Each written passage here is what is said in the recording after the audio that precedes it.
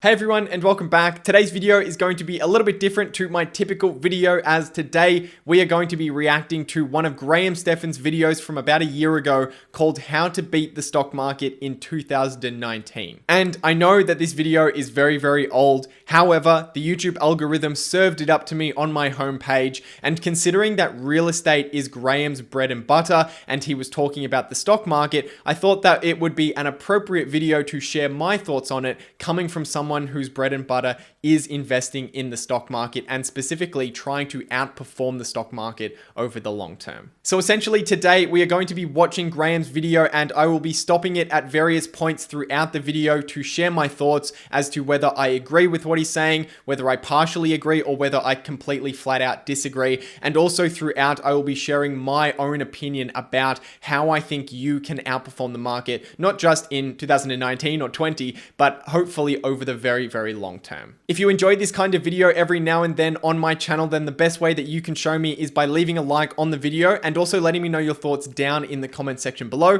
But besides that, let's jump into the video. I think it's really important that none of us fear a recession or think that the stock market dropping in price is necessarily a bad thing. Instead, I think it's so important to embrace this mentality whenever it does happen. You know, there's a saying out there that goes something like this, that riches are made in recessions, and I have to say that could not be more true. Like, anytime the market drops in price, that just becomes an unbelievable opportunity to buy low and make money. And arguably, one of the biggest reasons why I did so well in real estate was because I got in as soon as prices started going downhill, as soon as prices started dropping, and as soon as things started getting really bad. As soon as people were getting out of the business, as soon as people were selling properties left and right, and as soon as prices began plummeting is when I started buying in. Yep, so I pretty much completely agree with Graham's first comments here about investing when the market is low and how you really shouldn't fear a recession. In fact, if you have money to invest in the markets and you have many years of investing in front of you,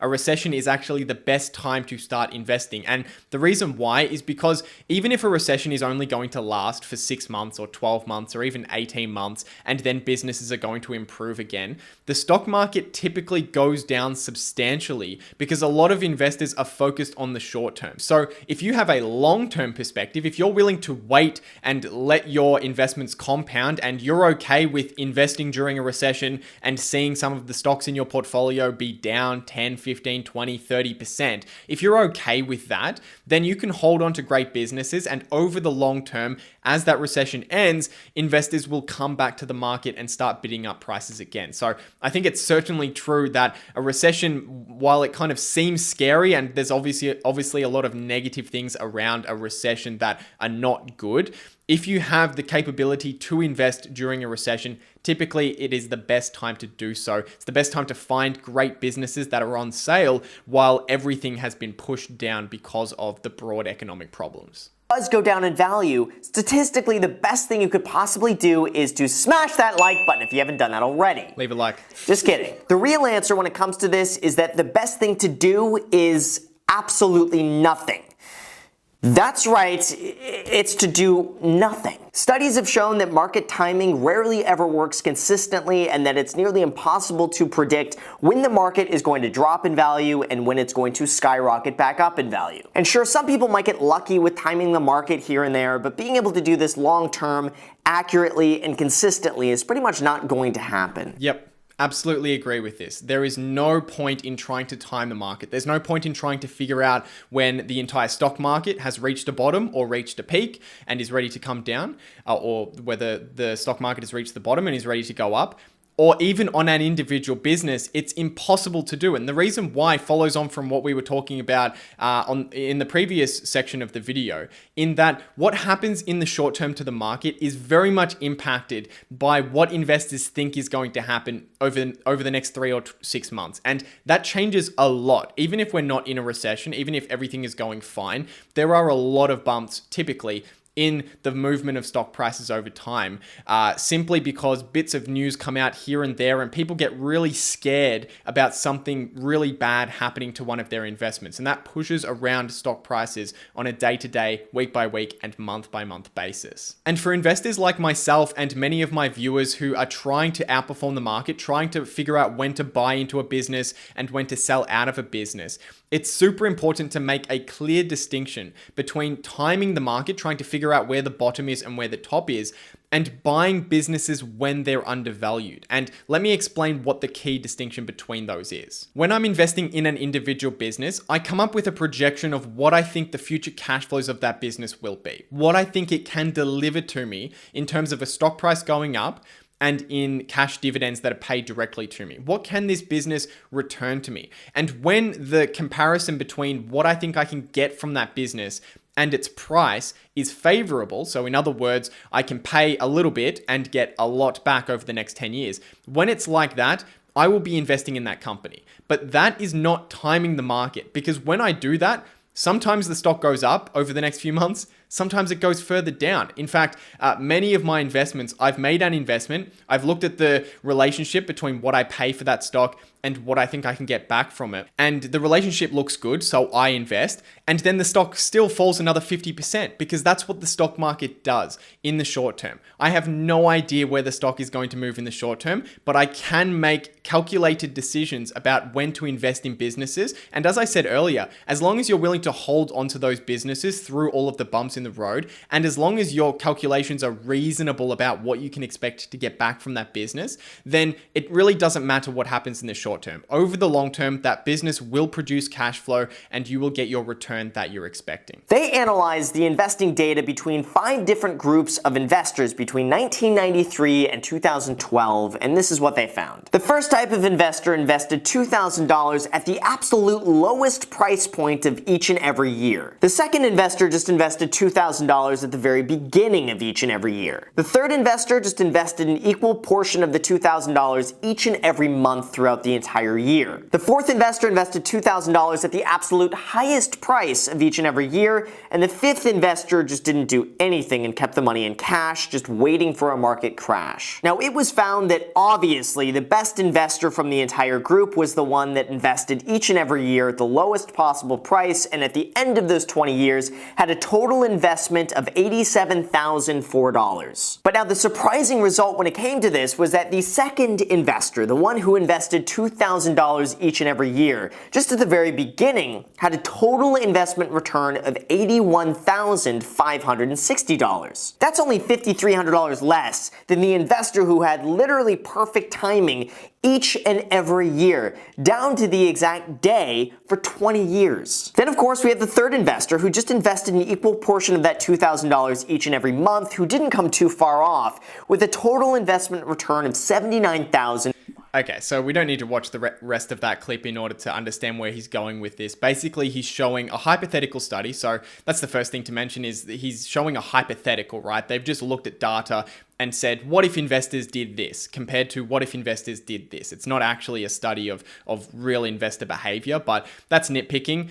What he's sort of demonstrating here is accurate in that if you're investing broadly in the market, it makes the most sense in order to either dollar cost average, so just consistently contribute more, or to just invest immediately as soon as you have more money available to invest in that index fund. And I completely agree with that. I think trying to time the market, you may get it right sometimes, you might get it wrong sometimes, and overall, you're probably going to get a better return over time if you just consistently contribute to an index fund.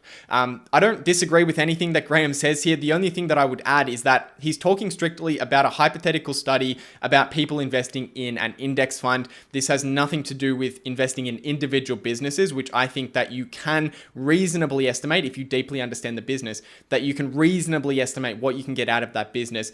And therefore, you cannot time investing in that business. You can't figure out where the bottom or the top is, but you can figure out an appropriate price to pay based on what you expect to get back from that investment. Oh, and I guess one other thing to mention in relation to this is that this video is titled How to Beat the Market, and I don't think that most people who are trying to outperform the market are trying to do it with an index fund. Maybe I'm wrong, but I think that people who are buying index funds for the most part understand that really the market could go anywhere in the short term, or at least you should understand that the market can go anywhere in the short term, and that the best option is just to consistently contribute to that. But for people who are actually trying to outperform the market, most are either trying to time the market on individual businesses, or they are doing thorough analysis and therefore figuring out, as I've spoken about many times throughout this video, that relationship between what the business can return to you compared to what you're paying for that business. Close third, and then so on. And if you still don't believe me, the study also shows that investing your money immediately never came in last place in terms of your overall investment return when you look over a 20-year time period. Pretty much we could see that it's more important to invest consistently and not sell than it is to try to time the market perfectly every single year over 20 years. And speaking of people who think that they can time the market, I really caution you and recommend you to rethink this mentality because, you guessed it, we got another study. Brad Barber and Terrence Odian analyzed 66,000 households between the years of 1991 and 1996 and found that the investors who traded the most often earned an annual return of 11.4%, which sounds pretty good, by the way, until you consider that the stock market returned an average of 17.9% during that same time period. Yep, 100% agree with everything that he said here. If you're trading in and out of stocks, it's very likely that you are going to lose to the market over the long term. And the reason why is because of everything that we've spoken about in today's video, but in particular, what pushes a stock price or the stock market around in the short term is entirely unpredictable a lot of the time. Over the long term, the stock prices of businesses generally reflects the profit producing ability of that business. So if it can produce more profit for owners, if it has the ability to distribute more dividends or do more share repurchases for the shareholders, then the stock price will go up over the long term. But in the short term, anything can happen. Some businesses always reflect their full value. Some businesses are overvalued a lot of the time. Some businesses fall undervalued for a very brief amount of time. But over the long term, businesses reflect how much profit they produce. So if you have a long-term perspective and you're either just consistently contributing to an index fund, or you're picking individual businesses that you've studied deeply and you have an idea of what they can produce, then over the long term, you can do quite well. But trading in and out of businesses and trying to make short-term profits has always been a losing strategy. But overall, I pretty much agree with 99% of what Graham said in this video. And I think this video perfectly fits for about 99% of people who want to invest in the stock market, but do not want to dig into annual reports and read financial statements and dig into the numbers of individual businesses. I think there is a subset of people, maybe it's 1% or 2% of investors who do want to do that. And I think that you can certainly outperform the market if you do that. The tone of this video seems to be, and maybe I'm getting this wrong, but the tone seems to suggest that it's not worth trying to outperform the market. And I think that is true, as I said, for 99% of people. But if you're willing to put in the work to learn about individual businesses and have the discipline to wait for them to be cheap, then I certainly think that you can do better than just averaging the stock market over the long term. Just to give you a couple of examples out of my portfolio, one of my most successful investments was in Facebook. I didn't invest in the company until it fell 40% in 2018. So that was a case of a great business. Most of the time I thought it was too expensive. It got really cheap. I looked at the relationship between what I think I can get back from it and what I'm paying for it. I thought it was good. I invested in that company and it was a good time to invest in that. Another one is Thor Industries, for example, Texas Roadhouse, Corporate Travel Management. These are all businesses that I've invested in at one time or another over the past 3 or 4 years. And every time I invested in one of these companies, I wasn't just blindly going into these businesses. These are businesses that I had looked at for at least 6 months. So I've studied them quite deeply. Some of them I had looked at for over 12 or 18 months before I even put money into those investments. And then I also wasn't just investing because it was a great business. I was investing because I thought it was a great business, had competitive advantages, has a great management team. And then I had come up with a conservative, a safe estimation of what I can get out of those businesses in the future and compared that to the price and waited for a unique opportunity to get into those businesses. If you're willing to do that and all of the work that comes along with it, I certainly think you can outperform the market. But with that said, I still agree with everything that Graham said in that video for 99% of people. So that's all for today's video. I hope you guys enjoyed it. And as I said at the start, if you did enjoy this video, please leave a like on it and also let me know your thoughts down in the comment section below. And of course, if you're not subscribed, what are you doing? Become a subscriber, hit that subscribe button, hit the notification bell if you want to get notified when new videos are coming out. But besides that, I hope you guys have a great day and I'll see you in the next video.